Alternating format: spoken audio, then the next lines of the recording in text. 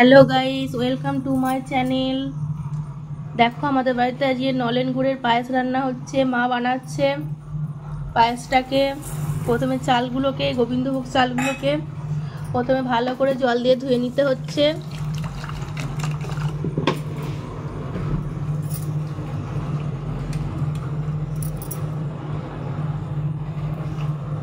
ভালো করে ধোয়ার পর এটা প্রেসারের কুকারের মধ্যে দুটো মতো সিটি দিয়ে সিদ্ধ করে নেওয়া হবে।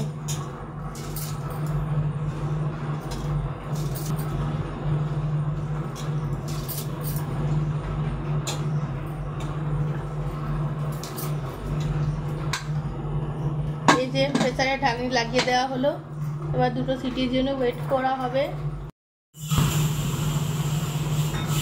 বন্ধুরা এই যে সিটি নিতে শুরু করলো।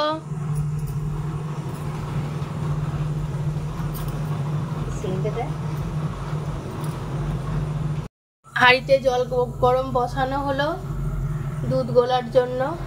এই যে বন্ধুরা দেখুন, দুধ দেওয়া হচ্ছে হাঁড়িতে, ভালো করে গুলিয়ে নেওয়া হবে।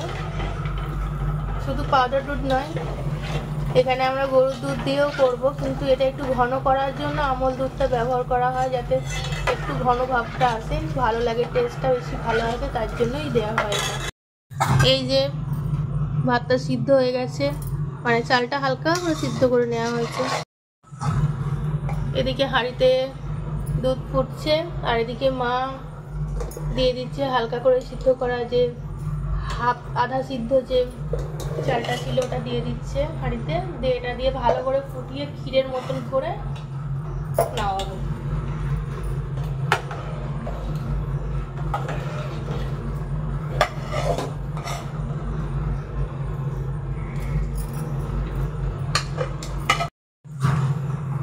পায়েস রান্না করলে এরকম সবসময় একটু নাড়তে হবে, নাহলে তলাটা ধরে যাবে। তাই জন্য পায়েস রান্না করার সময় বা খিচুড়ি রান্না করার সময় সবসময় একটু উপর থেকে নিচে অব্দি এরকম একটু হাতা দিয়ে একটু নাড়তে হবে, নাড়লে উপর থেকে নিচে যে গাঢ় একটা ভাব এসে যায়, সেটা নিচে লেগে যাবে না। দেখুন বন্ধুরা কি সুন্দর ফুটছে, আর দুধের সাথে চালটা পুরো একদম মিশে গেছে, আর খুব ভালো লাগছে জিনিসটা, পুরো গাঢ় গাঢ় একটা ব্যাপার, ক্রিমি ক্রিমি ব্যাপার এসে গেছে।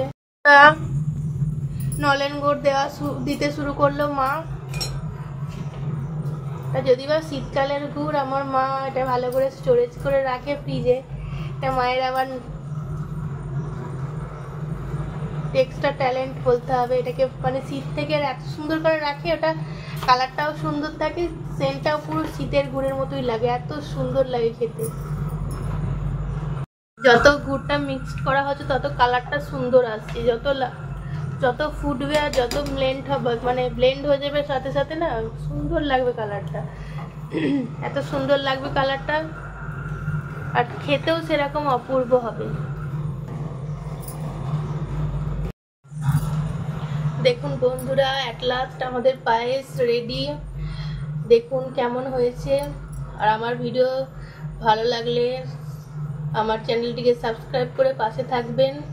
অসংখ্য ধন্যবাদ এতক্ষণ সময় ধরে আমার এই ভিডিওটা দেখার জন্য। আর কারা কারা পায়েস খেতে ভালোবাসো আমাকে কমেন্ট করে জানিও।